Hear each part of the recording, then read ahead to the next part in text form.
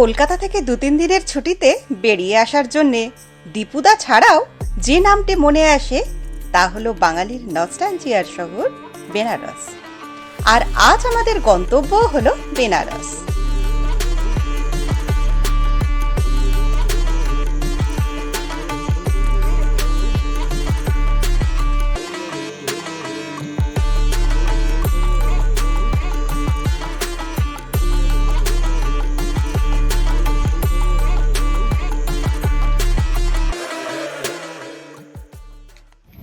একদিন সন্ধ্যার বিভূতি এক্সপ্রেসে চড়েই আমরা বেরিয়ে পড়লাম এই মায়ার শহর দর্শনে। বিভূতি এক্সপ্রেস হাওড়া স্টেশনে রাত 8:30 নাগাদ ছাড়ে ও বারাণসী জংশন পৌঁছায় পরদিন সকাল 10টা নাগাদ। হোটেল থেকেই স্টেশনে আমাদের জন্য গাড়ি পাঠিয়ে দিয়েছিল। এসইউভি গাড়িতে এক পিঠের ভাড়া 750 টাকা। রোপওয়ের কাজের জন্য গাড়ি হোটেল পর্যন্ত যাবে না, হোটেল থেকে একটি ছেলে এসে আমাদের বাকি পথটুকু হেঁটেই নিয়ে গেল। যারা হাঁটতে পারবেন না বা লাগেজ পাওয়ার জন্য তাদের 150 টাকার বিনিময়ে রিকশার ব্যবস্থাও রয়েছে। তবে অদূর ভবিষ্যতে আশা করা যায় রোপওয়েতে চেপেই স্টেশন থেকে দশাশ্বমেধ ঘাট পর্যন্ত সহজেই পৌঁছে যাওয়া যাবে। আমাদের বুকিং ছিল গঙ্গা দর্শন গেস্ট হাউসে। আপনারা যারা বুকিং করতে চান কাশী বিশ্বনাথ মন্দির ট্রাস্টের ওয়েবসাইট থেকে এর বুকিং করা সম্ভব। আমরা একটি 3000 টাকার ঘর বুক করেছিলাম। ঘরটি বেশ ভালো, সবসময় গরম জলের ব্যবস্থাও রয়েছে, তবে ইলেকট্রিক কেটল বা চায়ের কোনো ব্যবস্থা নেই। এদের ব্যবহারও বেশ ভালো এবং এরা আমাদের চেক ইনের যে নির্ধারিত সময় ছিল তার অনেক আগেই আমাদের চেক ইন করতে দিল। এছাড়াও সারা বারাণসী শহর জুড়ে নানা মানের ও নানা দামের হোটেল সহজেই পেয়ে যাওয়া যায়। হোটেলে পৌঁছে তাড়াতাড়ি ফ্রেশ হয়ে বেরিয়ে পড়লাম। প্রথম গন্তব্য মণিকর্ণিকা ঘাট। পথে পড়ল বিখ্যাত ব্লু লস্যির দোকান। প্রচন্ড ভিড়। এই দোকানের একটা মজার ইতিহাস আছে। বহু বছর আগে কোনো এক কোরিয়ান পর্যটক এই দোকানের নীল রং দেখে খুব আকৃষ্ট হন। তারপর তার দেখা দেখি প্রচুর কোরিয়ান পর্যটক এখানে আসতে শুরু করেন। তাদের মুখেই এই দোকানের নাম ব্লু লস্যি শপ হয়ে যায়। তবে সাহেবরা আরও একটা ট্রেন্ড চালু করে যান। ওনারা যাবার আগে নিজেদের একটা করে পাসপোর্ট ছবি দোকানের দেয়ালে চিটিয়ে যান। সেই ঐতিহ্য কিন্তু এখনো চালু আছে। আমরা চটপট একটি ড্রাই ফ্রুট লস্যি ও কেসার মালাই লস্যি অর্ডার দিয়ে বসে রইলাম। দাম পড়ল 120 টাকা করে। লস্যি খেয়ে প্রাণ জুড়িয়ে গেল। সত্যিই খুব সুন্দর। এবার লস্যি খাওয়ার পর আমরা আবার বেরিয়ে পড়লাম মণিকর্ণিকা ঘাটের উদ্দেশ্যে। অত মিষ্টি খেয়ে মুখ একটু মরে গিয়েছিল বটে, তার উপর আবার ঘিয়ের গন্ধ। রাস্তায় ঘিয়ের গন্ধের টানে খানিকটা বাধ্য হয়েই হাজির হলাম এক অখ্যাত কচুরির দোকানে।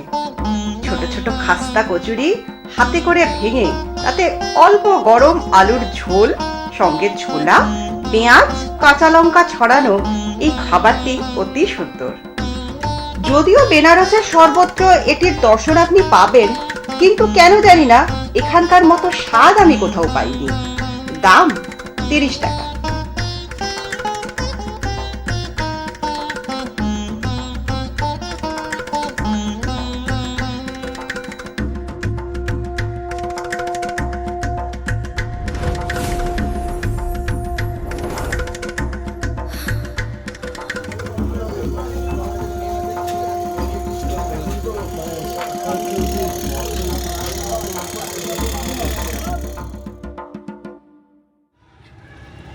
আস্তে আস্তে ঘাটে এসে পড়লাম। এ এক অসাধারণ অনুভূতি। ভারতের প্রাচীনতম শহরগুলির একটি বেনারস, যাকে আবার কাশী বা বারাণসীও বলা হয়। পুরাণে বেনারসকে বলা হয় মহাদেবের নগরী। হিন্দু পুরাণ মতে শিব নিজ হাতে এই নগরীর ভিত্তি স্থাপন করে ঘোষণা করেন এখানে মৃত্যু হলে মুক্তি নিশ্চিত। তাই এই বিশ্বাস থেকেই লক্ষ লক্ষ মানুষ আজও বেনারস আসেন শেষ যাত্রার আগে একটুকু মুক্তির আশায়। আর মা গঙ্গা নিজে স্বর্গ থেকে নেমে শিবের জটাজুটে ধরা পড়ে শান্তভাবে কাশীর দিকে প্রবাহিত হন। বেনারসের ঘাটগুলো তাই শুধু নদীর ধারে সিঁড়ি নয়, এগুলো হাজার বছরের ইতিহাসের সাক্ষী। এখানকার বিশ্বনাথ মন্দির পুরাণে বিশ্বের নাথ শিবের অন্যতম প্রধান শক্তিক্ষেত্র। কথিত আছে এখানে একবার দর্শন করলে জন্ম জন্মান্তরের পাপ মুক্ত হয়। এভাবেই বেনারস শুধু একটি শহর নয়, এটি আধ্যাত্মিকতার কেন্দ্র, পুরাণের প্রাণ আর অসংখ্য সাধু সন্ন্যাসীর তীর্থস্থান। মণিকর্ণিকা ঘাটের চিতার আগুন কখনো নেভে না। সবসময় নতুন নতুন দল মৃতদেহ কাঁধে করে নিয়ে আসছে, আর সৎকার কার্য নিরবিচ্ছিন্নভাবে চলতেই থাকছে। মৃত্যু হলো এক সুন্দর সত্য, যা কেউ কখনো এড়াতে পারবে না। সারা জীবনে তুমি শত্রু, মিত্র, কত কিছুই না পাবে। তুমি গরিব থেকে বিত্তবান হবে, জীবনের সব পরীক্ষায় পাশ করবে। তারপর একদিন তোমার শরীরকে আগুনের শিখা গ্রাস করবে। আর হয়তো তোমার পাশের চিতায় থাকবে কোনো তোমার পরম মিত্র বা পরম শত্রু, বা কোনো নাম না জানা মানুষ, যার সাথে আর তোমার পরিচয় করা হয়ে ওঠেনি সময়ের অভাবে। যাক, বেলা গড়িয়েছে, হোটেলে ফিরতে হবে, স্নান খাওয়াও করতে হবে, তাই এবার ফেরার পালা।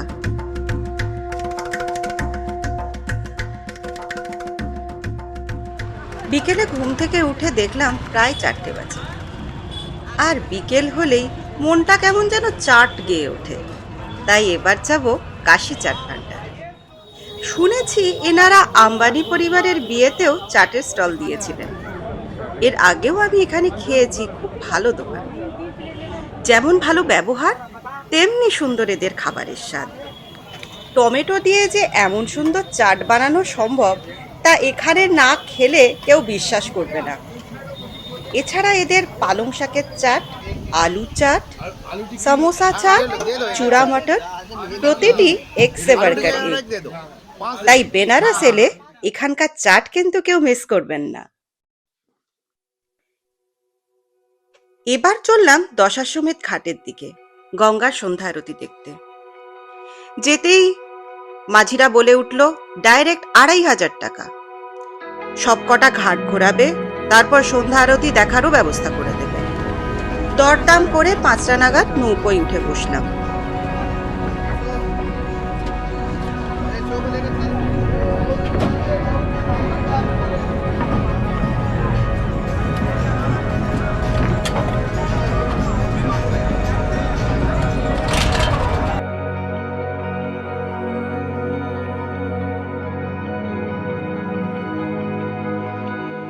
গঙ্গার ঘাটগুলো সত্যিই খুব সুন্দর। মাঝ নদী থেকে অপূর্ব লাগছিল ঘাটগুলো। বেনারসের এই ঘাটগুলোর ইতিহাসও বড় বর্ণময়। কাল যেন এখানে এসে খেই হারিয়ে ফেলেছি। শুনেছি দেব দীপাবলির সময় এই ঘাটগুলোই সেজে ওঠে অসংখ্য প্রদীপের আলোয়। সে এক অপূর্ব দিব্য পরিবেশ।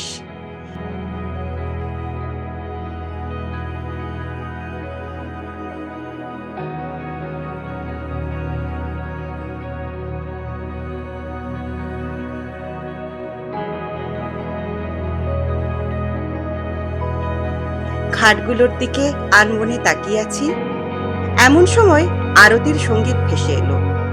দুলতে দুলতে এগিয়ে চললাম পাড়ের দিকে। মাঝি আমাদের নৌকোতে বসে আরতি দেখার ব্যবস্থাও করে দিলেন। একটি বড় নৌকোয় চেপে আমরা পুরো আরতিটি দেখলাম। এই আরতির মূল বিষয়বস্তু হলো মা গঙ্গাকে দূষণের হাত থেকে রক্ষা করা।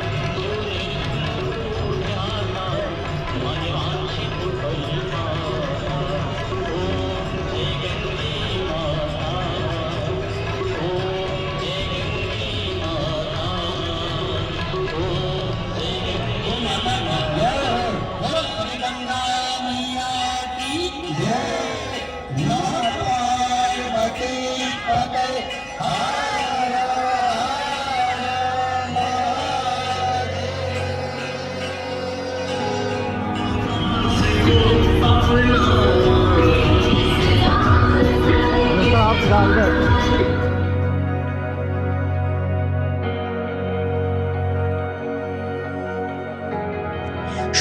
আমাকে প্রশ্ন করে, এই ঘিঞ্জি বেনারসে তুমি কি পাও? আমি জানি না সত্যি কি আছে এই প্রাচীন বুড়ো শহরে, কি যে আছে এর গলিতে, যার টানে শত শত বছর ধরে শত শত মানুষ এখানে এসেই চলেছে। প্রাচীন শহর বেনারস বিশ্বনাথের শহর, নাকি সরস্বতীর, নাকি বিসমিল্লাহ সানাইয়ের শহর, নাকি কালভৈরবের রাজত্ব, আমি জানি না। তবে এটুকু জানি, পৃথিবীর যেখানেই যাই না কেন, ভারতবর্ষের মতো এত সুন্দর দেশ আর হয় না। ধন্যবাদ আমার মাকে আমাকে এখানে জন্ম দেবার জন্য। এইসব করতে করতেই রাত 8টা বেজে গেল। ইচ্ছে ছিল আজ রাতে ডিনারে লোকাল থালি খাবো। আবার খোঁজ শুরু হলো। বেশ কিছুটা যাবার পর এক জায়গায় অনেকগুলো ভেজ রেস্টুরেন্ট একসাথে পরপর দেখতে পেলাম। তার মধ্যে থেকেই একটা বেছে ঢুকে পড়লাম।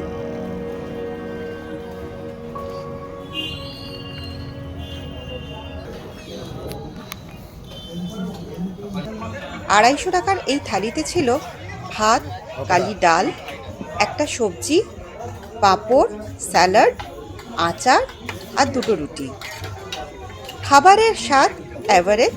তবে যেটা আমাদের অসুবিধে হলো একরকম বলতে পারেন, সেটা হলো পেমেন্ট করতে গিয়ে কিছুতেই এনারা অনলাইন পেমেন্ট নেবেন না। যদিও স্থানীয় লোকেদের কাছ থেকে অনলাইন পেমেন্ট নিতে তার সেরকম কোনো সমস্যা হচ্ছিল না। তাই একরকম মনক্ষুণ্ণ হয়েই বলতে পারেন টিপস না দিয়েই বেরিয়ে পড়লাম।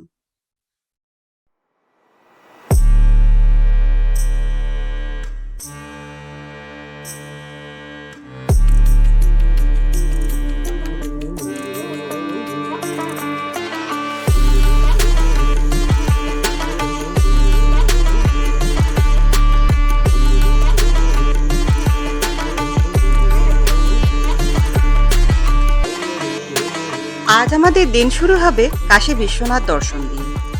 আমাদের স্লট সকাল 7টা থেকে 9টা। তবে শুনলাম কালভৈরবের পুজো না দিয়ে নাকি বিশ্বনাথ দর্শন পূর্ণতা পায় না। সুতরাং প্রথমেই কালভৈরব দর্শন করব, তারপর বিশ্বনাথ মন্দির যাব। গোধুলিয়া মোড় থেকে 100 টাকার বিনিময়ে একটি টোটো ভাড়া করে আমরা চললাম কালভৈরব দর্শনে। এই প্রসঙ্গে বলে রাখি, এই কালভৈরব মন্দির নিয়ে একটি মজার গল্প আছে। একবার নাকি ব্রহ্মা আর বিষ্ণুর মধ্যে ভয়ঙ্কর যুদ্ধ চলছিল। তাতে মহাদেব বিরক্ত হন। তখন তার তেজ থেকে জন্ম নেন কালভৈরব। তিনি এই যুদ্ধকে থামাতে এক কোপে ব্রহ্মার একটি মাথা কেটে দেন। ফলস্বরূপ যুদ্ধ তো বন্ধ হলো, কিন্তু কালভৈরব ব্রাহ্মণ হত্যার দোষে হলেন অভিযুক্ত। ব্রহ্মার শাপের হাত থেকে বাঁচতে কালভৈরব এই কাশীতেই শুরু করলেন ঘোর তপস্যা।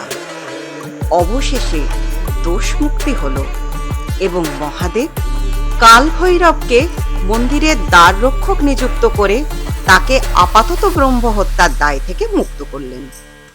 কথিত আছে, কাশীতে কালভৈরবের অনুমতি বা ইচ্ছে ছাড়া প্রবেশ অসম্ভব, কারণ তিনিই হলেন কাশীর রাজা আর দেবাদিদেব বিশ্বনাথের রক্ষক।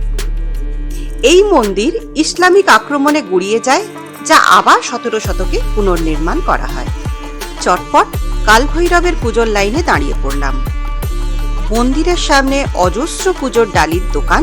সেখান থেকে ডালি কিনে আপনি যদি শুধু পুজো দেন, তাহলে 5 বা 10 টাকা দক্ষিণাতেই কাজ হাসিল হয়ে যাবে।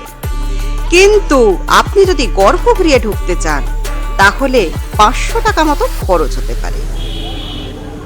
কালভৈরবের কাছে অনুমতি নিয়ে এবার আমরা চললাম কাশী বিশ্বনাথ দর্শনে। আমাদের আগে থেকেই অনলাইনে রুদ্রাভিষেক পুজোর কুপন কাটাই আছে। কাশী বিশ্বনাথ মন্দির কমিটির ওয়েবসাইট থেকে এই ধরনের কুপন অগ্রিম অনলাইনে কাটা যায়। রুদ্রাভিষেক পুজোর জন্য একটি ফ্যামিলি অর্থাৎ হাজব্যান্ড, ওয়াইফ ও একটি 12 বছরের নিচের বাচ্চার জন্য একজন পুরোহিত যুক্ত রুদ্রাভিষেক পুজোর খরচ 450 টাকা। এছাড়া সুগম দর্শনেরও টিকিট কাটা যায়, যেখানে আপনি লাইন কম পাবেন। সেক্ষেত্রে খরচ 300 টাকা। এই ধরনের টিকিট অগ্রিম অনলাইনে কাশী বিশ্বনাথ মন্দির কমিটির ওয়েবসাইট থেকে আপনারা কেটে রাখতে পারেন। আমরা এই কুপন নিয়ে চললাম কাশী বিশ্বনাথ কমিটির মন্দিরের অফিসে। সেখানে এই কুপন দেখাতে আমাদের একজন পূজারীকে দেওয়া হলো, যিনি আমাদের রুদ্রাভিষেক পুজো করাবেন। তার সঙ্গে দেওয়া হলো একটি রুদ্রাক্ষের মালা।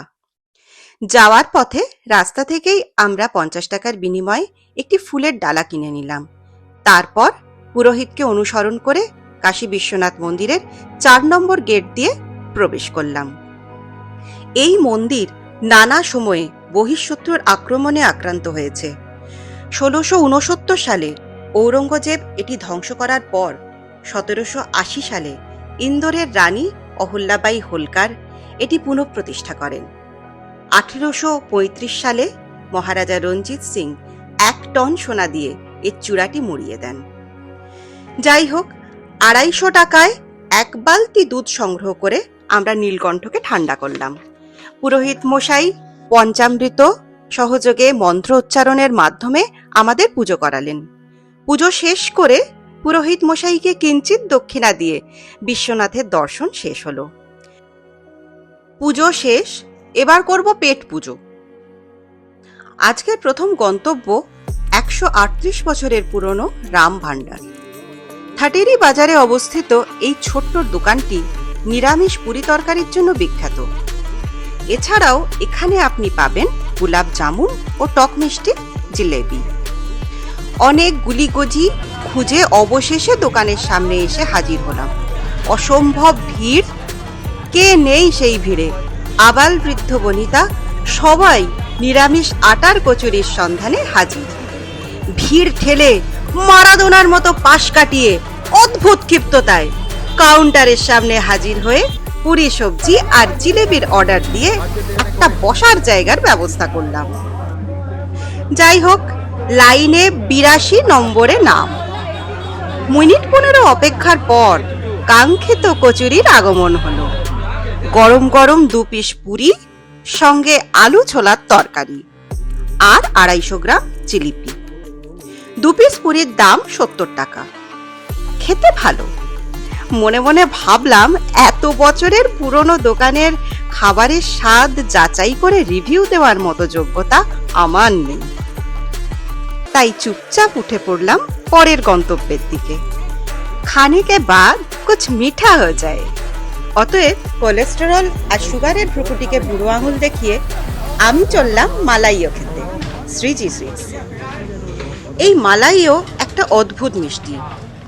উত্তর ভারতে মূলত বেনারস, লখনৌ, কানপুর বা দিল্লি এইসব জায়গায় শীতকালের নভেম্বর মাস থেকে জানুয়ারি মাস পর্যন্ত এটি মেলে।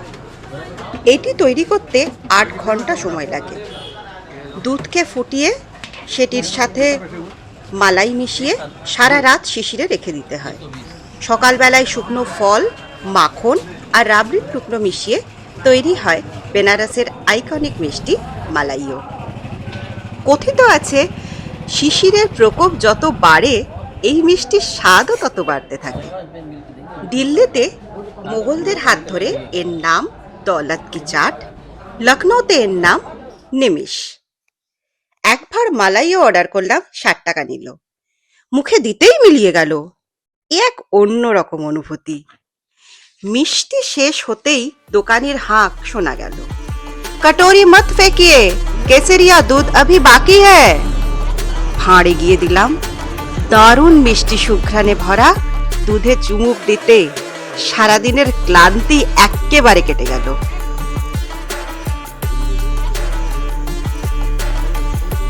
এবার চললাম প্রাচীন ভারতের জ্যোতির্বিজ্ঞান চর্চার অন্যতম পীঠস্থান বারাণসীর যন্তর মন্তরের উদ্দেশ্যে।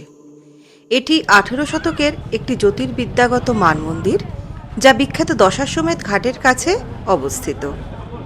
1737 সালে জয়পুরের মহারাজা দ্বিতীয় জয়সিং কর্তৃক এটি নির্মিত। এটি ভারত জুড়ে নির্মিত 5টি মানমন্দিরের মধ্যে অন্যতম। এই মানমন্দিরটি স্থানীয় সময় পরিমাপ, সূর্য, চন্দ্র এবং গ্রহ ট্র্যাক করা, উচ্চতা এবং অবক্ষয় গণনা করা এবং গ্রহণের পূর্বাভাস দেওয়ার জন্য নির্মিত হয়েছিল। জয়পুর এবং দিল্লির তুলনায় ছোট হলেও বারাণসীর যন্তর মন্তর একটি স্থাপত্য ও ঐতিহাসিক বিস্ময়, যা ভারতের সমৃদ্ধ বৈজ্ঞানিক ঐতিহ্যকে তুলে ধরে। আর আমাদের ছোটবেলাকার নস্টালজিয়া, জয় বাবা ফেলুনাথের শুটিংও এখানে হয়েছিল। দশাশ্বমেধ ঘাট যাওয়ার যে রাস্তা, যেখানে এসে দুভাগ হয়েছে, তার বাঁ পাশের রাস্তা ধরে একটু হাঁটলেই এই মানমন্দির। কিউআর কোডের মাধ্যমে 50 টাকার টিকিট কেটে মানমন্দিরে প্রবেশ করা যায়। এখানে ক্যামেরা ব্যবহার নিষিদ্ধ হলেও মোবাইলে ছবি তোলা যায়, অর্থাৎ ভিডিও ক্যামেরা নিয়ে আপনি ঢুকতে পারবেন না, কিন্তু মোবাইলে অনায়াসেই আপনি ছবি তুলতে পারবেন।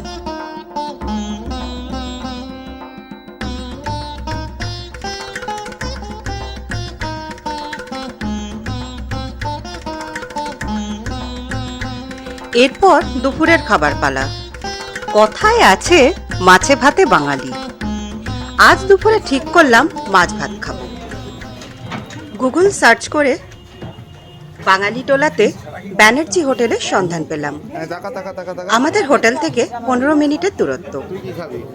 রাস্তায় দেখলাম বাঙালি টোলা এখন তামিল টোলাতে পরিণত হয়েছে।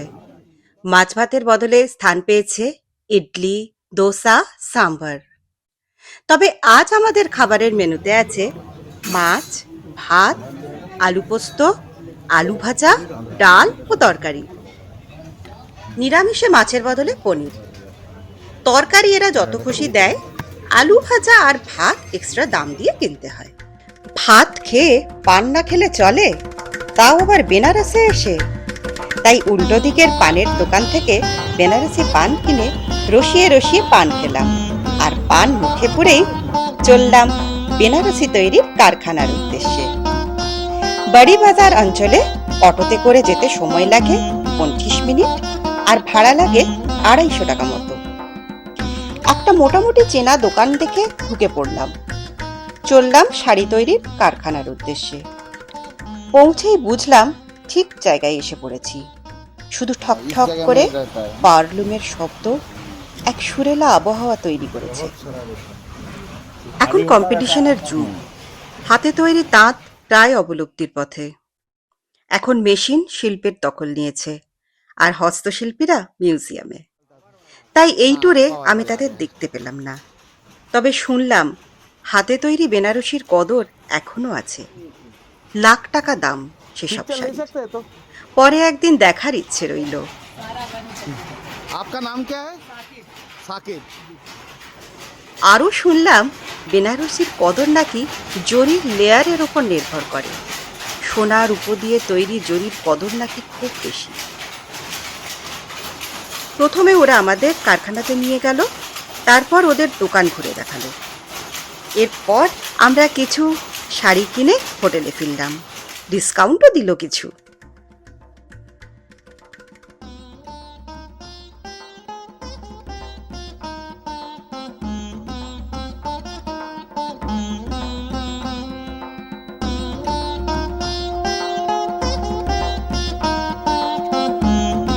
এরপর চললাম প্রায় 100 বছরের পুরনো লক্ষ্মী টি স্টল। এখানকার বান মাস্কা খুব বিখ্যাত। অভিযান শুরু হলো। বেনারসের অলিগলিতে গুগল বাবাজি এখানে খুব একটা মহিমা বিস্তার করতে পারেনি। অতঃপর স্থানীয় গুগলেই আমাদের ভরসা করতে হলো। ইধার নাহি, উস গলি, বাই যাইয়ে ইত্যাদি শুনে বহু কষ্টে একটা গলির ভিতর একটা ছোট্ট দোকান দেখতে পেলাম। প্রচুর মানুষজন ভিড় করে আছে। মালাই টোস্ট আর চায়ের অর্ডার দিয়ে ভিডিও করা শুরু করলাম। এরা ভিডিও করার ব্যাপারে খুব কোঅপারেটিভ। সঙ্গে সঙ্গে নানা রকমের পোজ দিল। বেনারসের দোকানদাররাও বুঝেছে আজকের যুগে শুধু ভালো স্বাদ দিয়ে কাস্টমার পাওয়া যায় না, সঙ্গে ভাইরাল হওয়াটাও জরুরি। যাই হোক, আবার খাবারে ফিরি। এই চায়ের সাথে টোস্ট নিয়ে আমাদের মোট 80 টাকা মতো খরচ হলো। টোস্টের স্বাদ বেশ ভালো, কিন্তু চাটা সাধারণ।